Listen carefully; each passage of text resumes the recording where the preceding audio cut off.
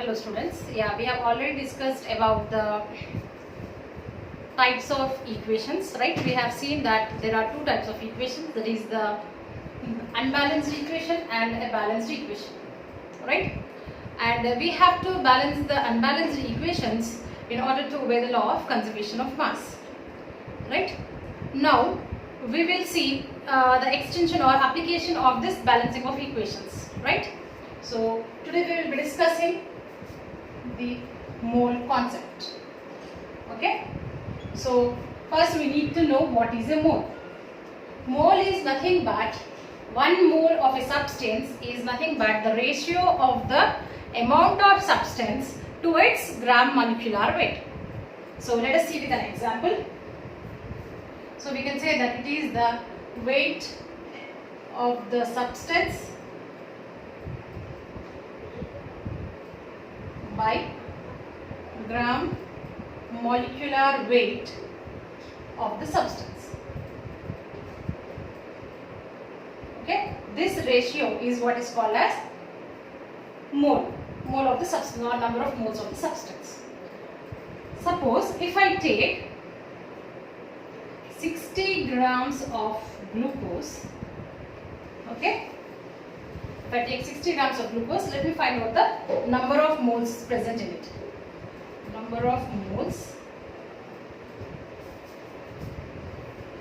present in it, we will see.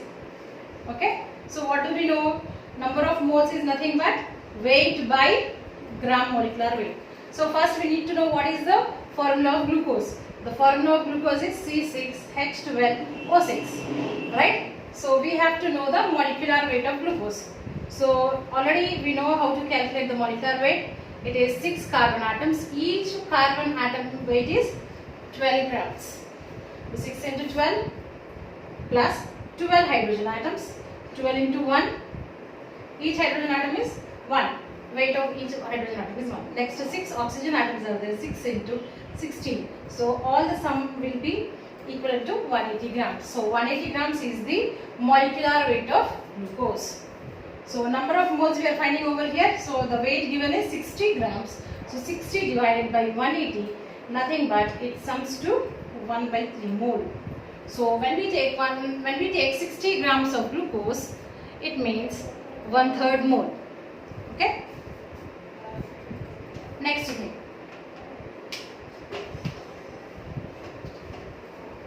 Whenever we take 1 mole of any substance, its weight will be equal to the gram molecular weight. So this is very important relation. 1 mole of a substance, its weight will be equivalent to gram molecular weight. Okay, and 1 mole of a substance will be having 6 into 10 power 23 particles. We can say this particles or entities. It can be anything. So better it can be 6 point. Actually, the correct number is 6.022 into 10 power 23. So sometimes we directly take it as 6 into 10 power 23 particles. Particles in the sense it can be ion. It can be, if it is an ionic substance, it can be the ions. It can be the molecules. It can be the atoms. Anything. Okay. And 1 mole of a substance, suppose if it is a 1 mole of a gas, okay, it will be occupying 22.4 liters of volume. So this is very important relation. 1 mole of a substance, its weight will be equivalent to the gram molecular weight, and it will be having 6 into 10 power 23, or exactly if we say 6.022 into 10 to the power of 23 particles. And if the substance is a gas, it will be occupying 22.4 liters of volume. So based on this, we will be getting the problems, and this is a very important concept according to your for the competitive exams like MCET, NEET, whatever the competitive exams you write after 10th, all those will be having problems definitely based on mole concept. So this is very important. This relation you all have to learn. Next, we will be seeing one or two examples. Okay? Suppose if we take calcium carbonate, okay? Already we have learned it yesterday.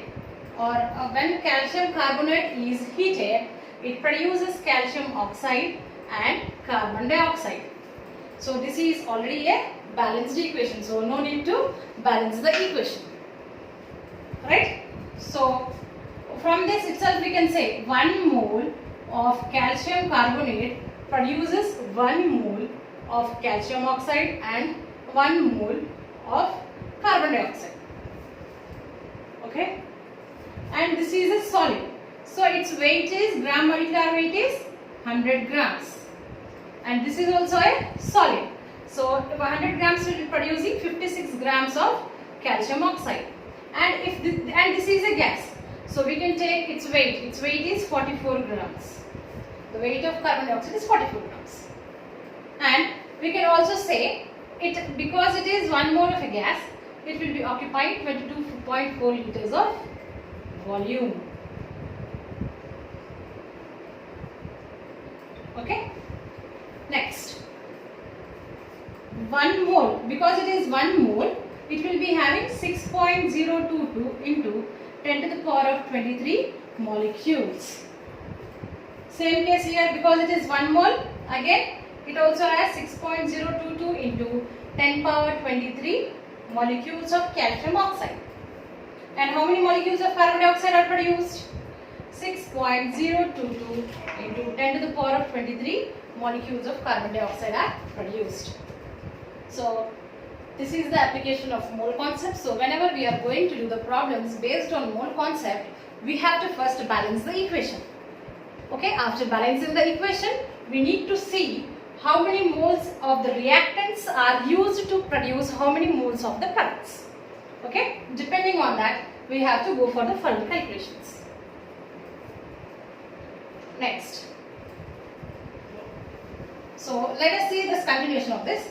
So as per the stoichiometry of this equation, as per the balanced equation, 1 mole of calcium carbonate produces 1 mole of calcium oxide, 1 mole of carbon dioxide.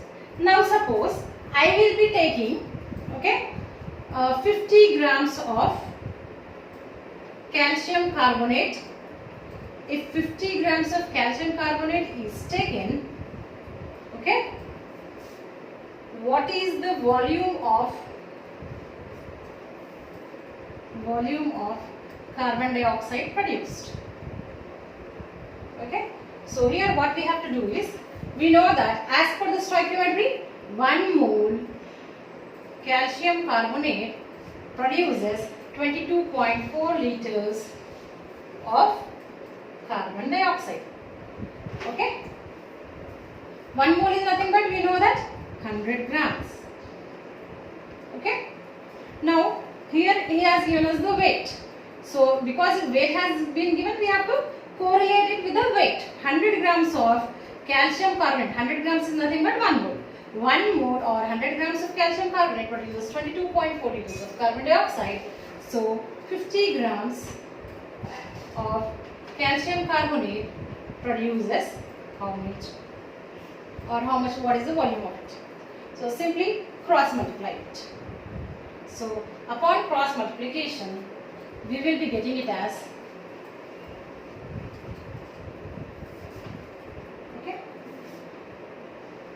100 into, this is not known, we will write it as x. 100 into x is equal to 50 into 22.4.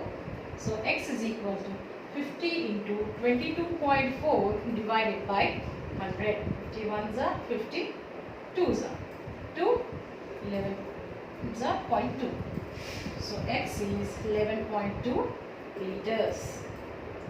Okay. So when we take 150 grams of calcium carbonate, we will be getting 11.2 liters of carbon dioxide. Next.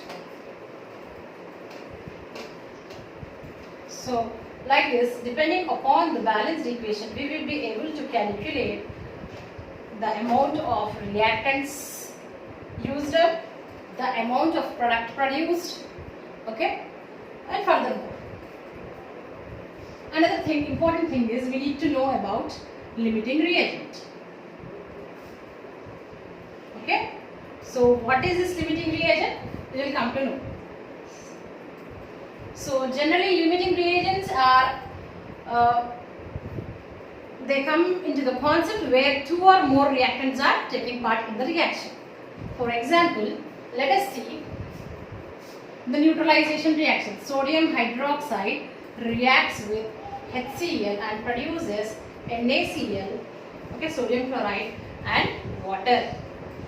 Okay, this is also a balanced equation. So according to the stoichiometry of the equation, 1 mole of sodium hydroxide reacts with 1 mole of HCl to produce 1 mole of NaCl. Nothing means it is 1 mole only, okay, and produces 1 mole of water. Okay. Now if we see in terms of weight, what is the weight of sodium hydroxide? It is 40 grams. The weight of HCl is 36.5 grams. The weight of NaCl is 58.5. Okay, and that of water is 18 grams. So what do we understand? 40 grams of NaOH reacts with 36.5 grams of HCl to produce 58.5 grams of NaCl and 18 grams of water. Now this is as per the stoichiometry of the equation. Suppose if in the question or while doing it practically, sometimes what happens is we are taking 20 grams of NaOH reacts with 36.5 grams of HCl. Okay.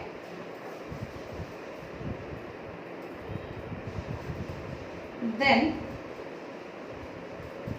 what is the amount of water produced?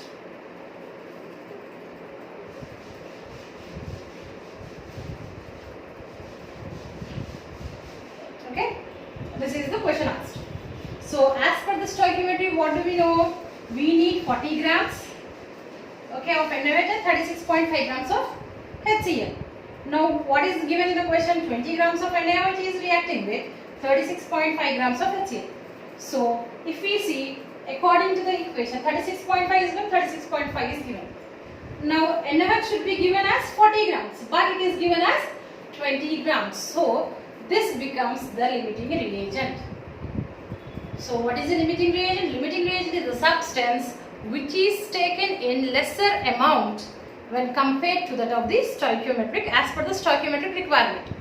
Okay, we have to take according to the stoichiometric requirement, but here we are taking it as less.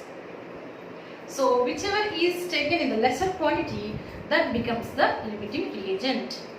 And the product, okay, the product depends upon the formation of the product, the amount of the product that has to be produced, it depends upon the limiting reagent. So here let us see.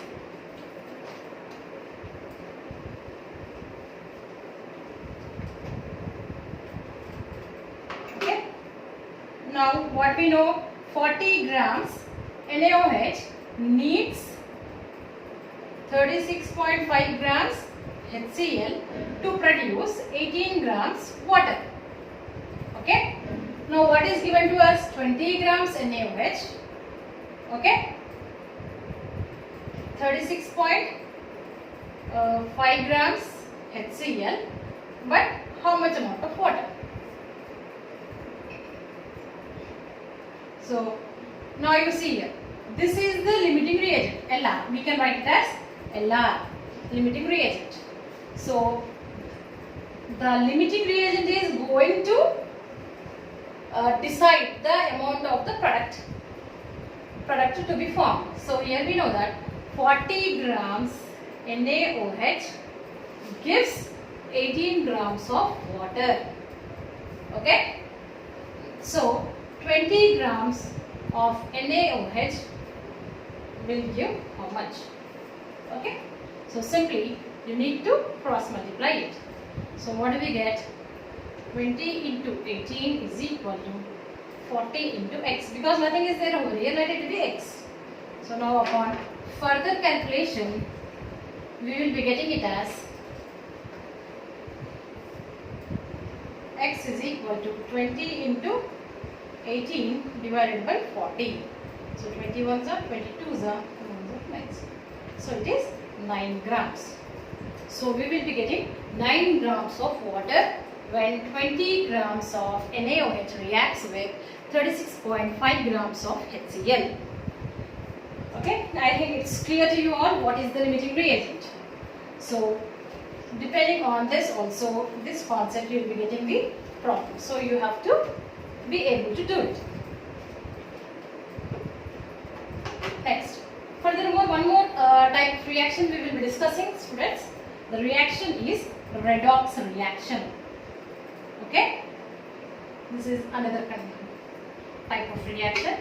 So redox reaction is that in which both oxidation and reduction takes place. Okay, the reactions in which both oxidation and reduction takes place, that is known as the redox reaction. So now what is oxidation, what is reduction, let us see. Okay, oxidation is nothing but it is the addition of oxygen, okay, to a substance. Whenever there is an addition of oxygen to a substance, we call it as an oxidation. Okay, reduction is nothing but opposite of this. So addition of oxygen is oxidation. So removal of oxygen is removal of oxygen from a substance. Okay, from a substance is reduction. Okay, next, in another sense, we can define oxidation as removal of hydrogen.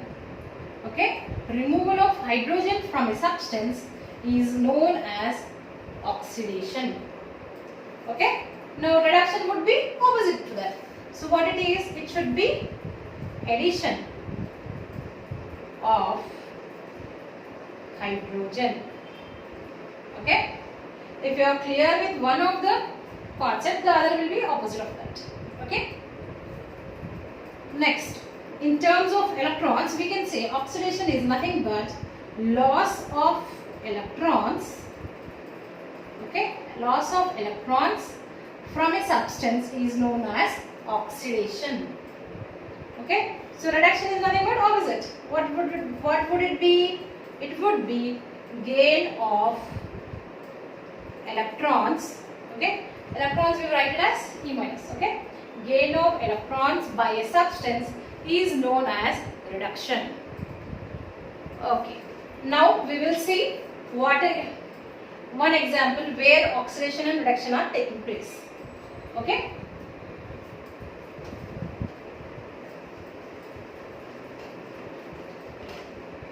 so here we will be taking a few copper turnings. Okay, copper turnings.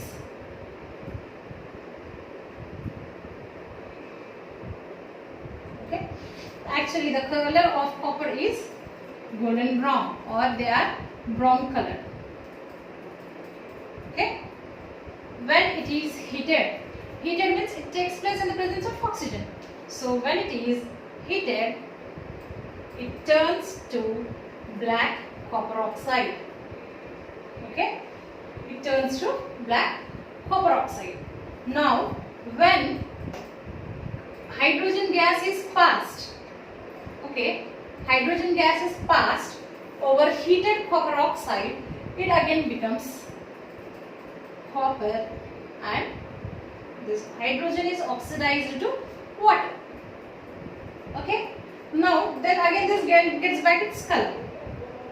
Now this is again brown color.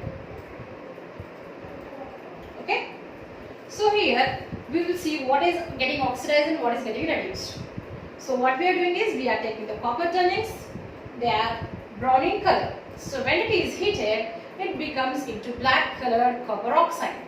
When hydrogen gas is passed over heated copper oxide, okay, it gets turned into brown color because copper oxide is reduced.